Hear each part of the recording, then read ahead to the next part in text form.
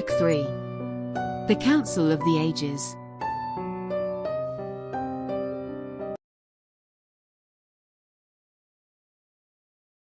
Chapter 5.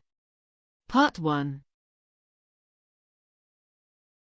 Elf prisons have an advantage with respect to any other of Shanary's. They are very bright, beautiful and clean. The stay in them is very bearable, but they are among the most complicated to achieve a successful escape.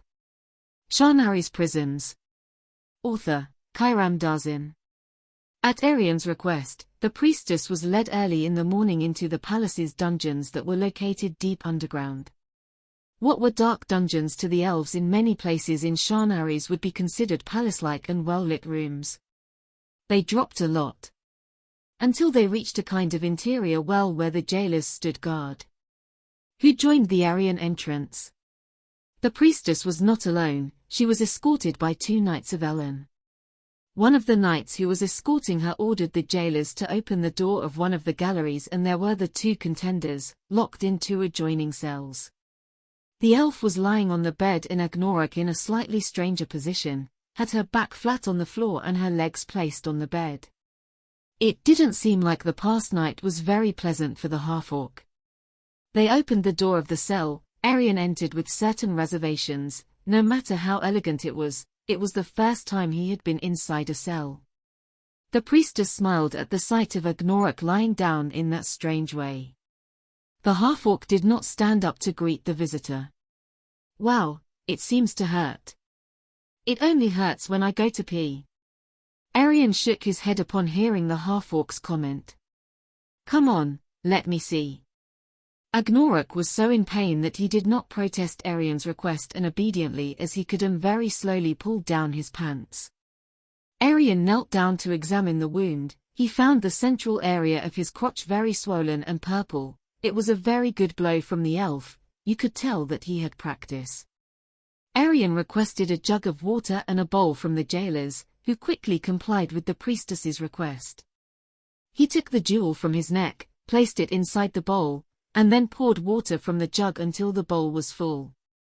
Once this action was complete, Arian closed his eyes to recite a prayer. "O Elaban, help me so that this poor wretch may be healed of his wounds." "Poor wretch?" Agnoruk murmured. "Shut up." The priestess corrected the half-orc. The jewel shone for a few moments in the water, and without removing it, Arian poured the liquid over the half-orc's crotch. Agnoruk felt a kind of strange stinging as he felt the water in his wound. Within seconds the swelling and pain was completely gone. Agnoruk no longer had any discomfort. The half-orc quickly pulled up his pants, wetting them. It looked like he had on himself. "You should be very careful." The order was, "Don't fight with anyone during our stay at the council. Debok is going to punish you on our return." But it was the elf and the Denkga. Enough is enough. Arian was sick of excuses. The 2 turned to look at the elf, who was totally dumbfounded. She had contemplated the miraculous healing of the half-orc. Arian's fame was not widespread among the elves, except among some members of the court. The adventures and achievements of the priestess had gone completely unnoticed in Borderlania, so for Paulanna it was a surprise to see someone with that healing ability. Arian noticed the surprised elf. Her cheekbone was completely swollen.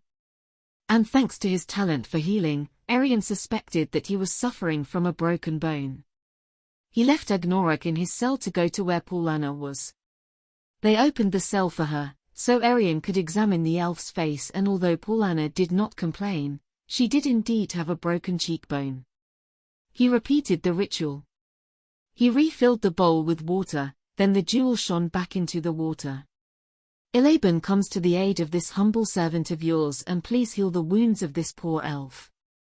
Paulanna, when she noticed that the water touched her face, she felt something similar to a kind of electric shock, and then her face no longer hurt.